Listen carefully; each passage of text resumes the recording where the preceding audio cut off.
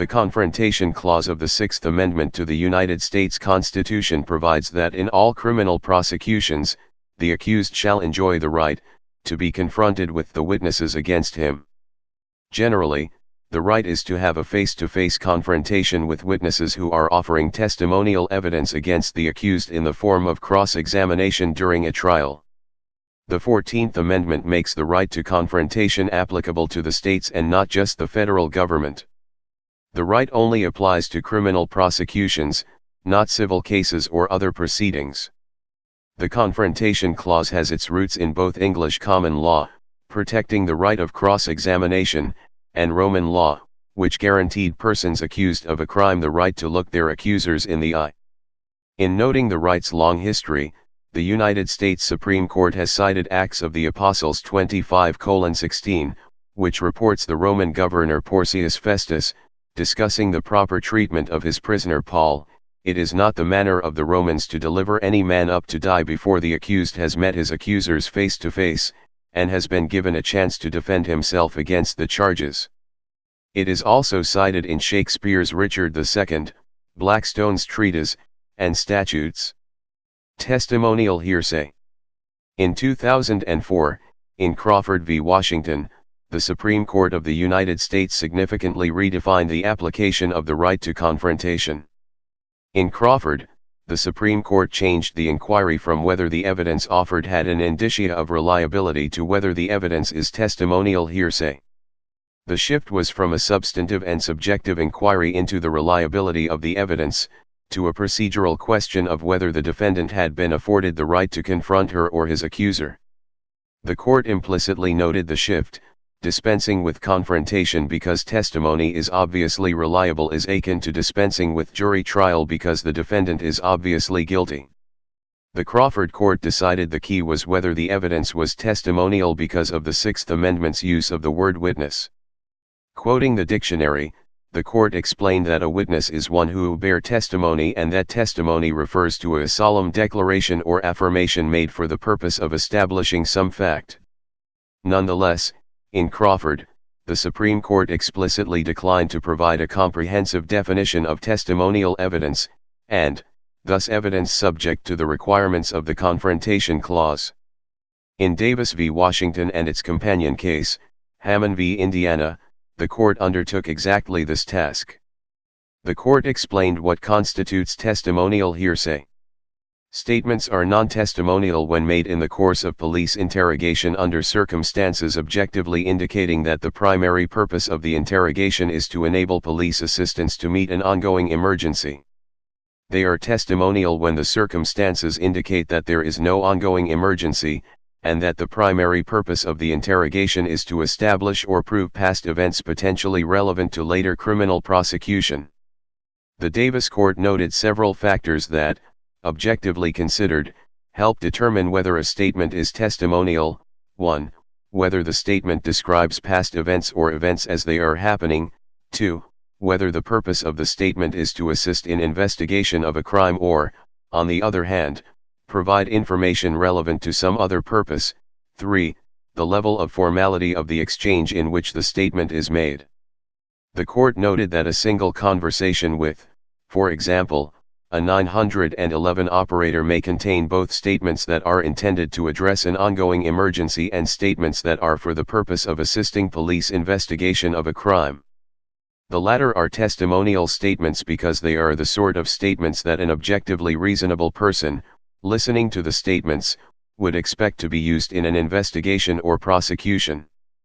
The Crawford decision left the other basic components of the Confrontation Clause's applicability, the witness's availability and the scope of the cross-examination, unchanged. Availability. If a statement is testimonial, the person making the statement must generally be available for cross-examination. An exception to this rule is if the witness is unavailable. But even where the witness is unavailable, the defendant must have had a prior opportunity to confront the witness through cross-examination. The latter requirement, cross-examination, is discussed below. A witness may be unavailable for a variety of reasons. A common reason for a witness to be unavailable is that the witness is claiming a Fifth Amendment privilege against self-incrimination. Other privileges are also a source of unavailability. Witnesses may also be unavailable because they have died, had memory loss, or simply decided not to cooperate as a witness against the defendant. The obvious may also occur: a witness may be intimidated, seriously injured, or murdered, and his prior statements then are usually not admissible even if it appears the defendant caused the non-appearance. The Federal Witness Protection Program was developed because of the difficulty of prosecuting cases where witnesses would disappear shortly before trial. These programs frequently require the witness to leave his residence or even family so that he can be protected before the trial occurs. Cross-examination. Even where the witness is unavailable, the defendant usually has a right to cross-examine the witness. An exception to this rule, forfeiture by wrongdoing, is discussed below.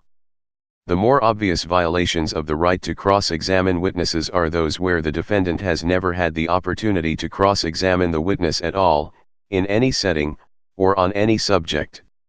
The closer cases are those where some cross-examination has occurred, either at trial or prior to trial. Generally, having the opportunity to cross-examine a witness at trial will satisfy the Confrontation Clause's guarantee. And trial courts are given broad discretion to preclude repetitive and unduly harassing interrogation. The Supreme Court has emphasized that the Confrontation Clause guarantees an opportunity for effective cross-examination, not cross-examination that is in whatever way, and to whatever extent, the defendant might wish. Nonetheless, a trial court cannot preclude cross-examination on some subjects. Besides the subject matter of the case, the crime for which a defendant is charged, a defendant has the right to attack the credibility or impeach the testimony of the witness. Despite trial courts' broad discretion, it is an error to limit defendants from cross-examining witnesses on an area that would expose a prototypical form of bias that would be relevant to the jury's assessment of that witness's credibility. Examples of such biases include being on probation as a juvenile delinquent, even where the state normally considers such a status to be protected confidential information, having charges dropped in exchange for testimony, despite a specific denial that dropping the charges had any effect on the testimony, and shared allegiances of the victim and witness, including gang membership. Exceptions to the right of confrontation. In Crawford, the Supreme Court noted that two exceptions to the common law right of confrontation were acknowledged at the time the Constitution was written: forfeiture by wrongdoing and dying declarations. Only the former has been explicitly adopted by the court. Forfeiture by wrongdoing. Where the defendant makes the witness unavailable for the purpose of preventing the witness from testifying, the defendant forfeits the right to confront the witness. This exception only applies to circumstances where the defendant acts with the purpose of preventing the testimony, but not to other circumstances where the defendant may nonetheless be blameworthy. For example, the testimonial statements of an uncross-examined murder victim are not admissible against the person who committed the murder unless the murder was committed for the purpose of preventing the victim from testifying. It is the prosecution's burden to prove, by a preponderance of evidence, that the defendant secured the witness's unavailability for the purpose of preventing the witness to testify. Dying declarations. Dying declarations, although noted by the Crawford Court as a historic exception to the common law right of confrontation, have not yet been explicitly acknowledged by the court as an exception to the Confrontation Clause right. Lower courts have recognized the exception, but during oral argument in Michigan v. Bryant, the court discussed the exception at length and frequently implied that the exception might apply, as it had done in Crawford and Giles. Harmless error and standards of review. Confrontation Clause violations are usually subject to harmless error review. This means that even if evidence has been admitted in violation of the Confrontation Clause, a defendant is not entitled to a new trial if the reviewing court is convinced beyond a reasonable doubt that the inadmissible evidence did not contribute to the verdict. Harmless error is not a standard of review, and is an analysis for whether the error might have affected the jury's decision. Where a defendant fails to object to the inadmissible evidence at the time of trial or fails to specify that she or he is objecting on Confrontation Clause grounds, the reviewing court will sometimes only review for more substantial errors such as plain error or an error that results in a manifest injustice. Federal Circuit Courts of Appeal review unobjected to Confrontation Clause errors for plain error. State courts vary widely in their requirements for reviewing Confrontation Clause errors, but many review for either plain error, manifest injustice, or another similar standard. In many instances, courts reverse on Confrontation Clause grounds without analyzing whether an error is harmless. The most common reason for omitting such an analysis is the government's failure to raise harmlessness as an issue. Generally, defendants do not raise harmlessness unless the government does so. Interaction with other laws. The states are free to interpret similar clauses in state constitutions more strictly than the Supreme Court's interpretation of the Federal Confrontation Clause. Because many jurisdictions, including the federal courts and a number of states, practice constitutional abstention, many cases that include Confrontation Clause violations are decided on other grounds. Constitutional abstention is a judicial preference to resolve dispositive non-constitutional issues first, and only turning to constitutional issues if they are necessary to resolve the case. In Confrontation Clause cases, constitutional abstention most typically occurs where the court resolves a hearsay issue based on the relevant evidence code before turning to the Confrontation Clause analysis. Thus, a preference for interpreting other closely related laws first often leaves Confrontation Clause issues unaddressed. Other sources of a right to confront witnesses. The due process clauses of the 5th and 14th Amendments also require confrontation as an element of due process. State statutes and constitutions are another source of the right to confront witnesses. Please subscribe and thanks for watching.